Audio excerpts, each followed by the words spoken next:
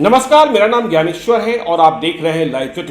देखिए, बिहार शरीफ में दंगाइयों पर, जिन पर दंगा भड़काने, दंगा में शामिल होने का आरोप है, उन पर पुलिस और प्रशासन अब टूट पड़ा है। किसी भी पक्ष को छोड़ा नहीं जा रहा है। आज सुबह से ही पुलिस के 9 दस्ते जो आरोपी हैं उनके घरों की कुर्की जब्ती के लिए निकल पड़े थे।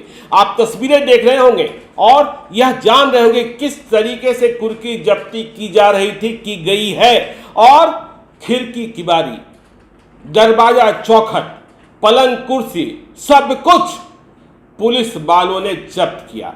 लेकिन जब पुलिस ने कुर्की जब्ती शुरू की तो गिरफ्तारी के डर से कहीं जाकर दुबक गए लोग थानों में सरेंडर भी बोलने लगे। और आज कहां कहां कुर्की जब्ती हुई। देखिए, मुख्यमंत्री नीतीश कुमार ने स्पष्ट कर दिया था कि कोई बचेगा नहीं। यह दंगा जो है सासाराम और बिहार शरीफ में जो हुआ वह स्वतः स्फूर्त नहीं था, साजिशन मतलब साजिश की गई थी। इसके बाद बिहार के डीजीपी आर.एस. भट्टी ने भी कहा था, छोड़ने वाले हम किसी को नहीं हैं। जो दंगा में शामिल रहे हैं वो कानून की सजा भुगतेंगे। नीतीश कुमार ने तो यहां तक कहा, आपने देखा है ना कि 2018 में हमने किस तरीके से एक केंद्रीय मंत्री के पुत्र को भी नहीं बख्शा था, उन्हें भी गिरफ्तार होना पड़ा था। तो देखिए, आज हुआ ये कि आज 9 आरोपियों के खिलाफ, जिनमें नालंदा में बजरंग दल का संयोजक नाम कुंदन कुमार, उसके यहां भी सुबह सुबह पुलिस अमला और प्रशासन का अमला कोर्ट के आदेश के बाद कुर्की जब्ती करने को पहुंच गया। तस्वीरें आप लगातार देख रहे होंगे और खिड़की की बारी नोचा जाना शुरू हुआ। जब इस बात की खबर लगी कुंदन कुमार को, बजरंग दल के संयोजक को, अब बचाता कौन, आरोपी बन गए हैं, तो उसने जाकर थाना में सरेंडर कर दिया। दीपनगर के अयोध्या नगर में कुंदन कुमार का घर है और जब थाना में सरेंडर किया तो फिर कुर्की की कार्रवाई रोकी गई। पुलिस कह रही है अब पूछताछ करेंगे, क्योंकि देखिए यह बात सामने आई है कि कई व्हाट्सएप ग्रुप बने हुए थे। जब इंटरनेट सेवा बंद की गई थी उसके पहले इन व्हाट्सएप ग्रुप में बहुत कुछ ऐसा चल रहा था जो उन्माद फैला रहा था और तनाव को भड़काने का तौर तरीका दिख रहा था। तो इन सारी चीज़ों पर वैसे भी नालंदा पुलिस ने और रोहतास पुलिस ने लोगों से अपील की है कि आपके पास जो साक्ष्य हैं, यदि आपके ग्रुप में कोई ऐसी जानकारी आई जिससे अफवाह फैलाई गई या यूं कहें कि तनाव को भड़काया गया, तो वह समर्पित करें। जानकारियां कई भी मिली हैं।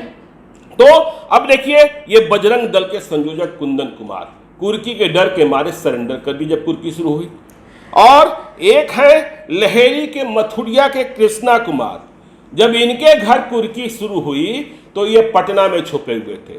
बिहार शरीफ में दंगा भड़काने का आरोप है, इसके बाद आकर पटना में छुप गए क्योंकि पुलिस तलाश रही थी। आज कुर्की कार्रवाई शुरू हुई तो पटना के कोतवाली थाना में जाकर सरेंडर कर दिया। ऐसा नहीं कि सिर्फ बजरंग दल और कृष्णा कुमार के घर ही कुर्की जब्ती की कार्रवाई शुरू हुई थी, पप्पू मियाँ और मुन्ना मियाँ भी हैं।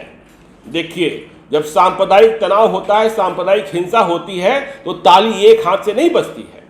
तो पप्पू मियाँ और मुन्ना मियाँ के घर की खिड़की की बारी भी आज पुलिस वालों ने नोच दी, कुर्की जब्ती कर दी। ये दोनों अभी पुलिस के सामने सरेंडर नहीं बोले हैं।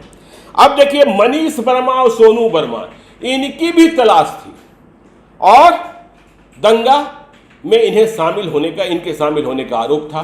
तो आज जब कुर्की शुरू हुई तो सोहसराय थाना में जाकर सरेंडर बोल दिए। देखिए, पुलिस का कहना है, प्रशासन का कहना है कि कई ऐसे साक्ष्य हैं, वीडियो साक्ष्य हैं और दूसरे प्रकार के साक्ष्य हैं जो इस बात की गवाही दे रहे हैं कि दंगा को किस तरीके से भड़काया गया। दंगा जो भड़कता है तो दोनों तरफ से आपको पता है कि तनातनी किस तरीके से होती है। नालंदा जिले में तो एक जान भी चली गई। देखिए, वहाँ भी सासाराम में बहुत कुछ हुआ। तो आज ये सब कार्रवाई हुई है, दंगाइयों की खिड़की की बारी नोची जानी शुरू हो गई है।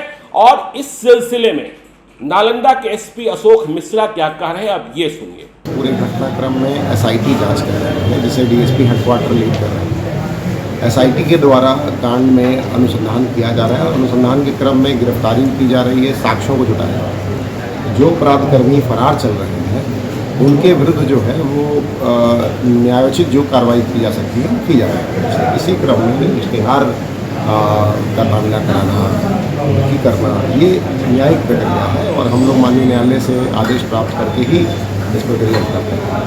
आज कुछ लोगों के यहाँ जो है वो कुर्की जब्ती की कार्रवाई की कोशिश की गई, इसमें से 7 लोगों ने अभी तक सरेंडर कर दिया है। अन्य जगहों पर भी हम लोग दबिश बनाए हुए हैं, अगर अपराध कर्मी सरेंडर करना चाहें तो कर सकते हैं और नहीं तो फिर हम लोग कुर्की जब्ती कार्रवाई करेंगे। सर, कुर्की जब्ती चल रही थी सर, तब सिलेंडर किया गया कि पहले? जी, एकदम कुर्की जब्ती आरंभ की गई और दबिश में, पुलिस की दबिश में अपराध कर्मियों ने सरेंडर किया। सर, कुंदन कुमार भी सिलेंडर किया है सर, बजरंग क्या वो जो भी अपराध कर्मी हैं जिन्होंने इस घटना में जो है वो गलती की है, उन सबके खिलाफ हम लोग कार्रवाई कर रहे हैं।